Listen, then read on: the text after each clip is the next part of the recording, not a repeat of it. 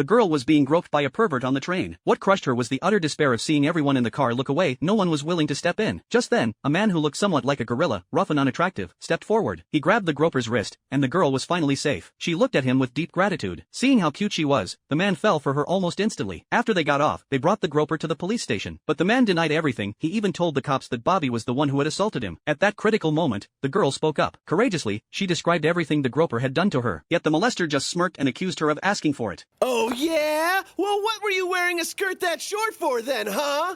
You were asking for it and you know it.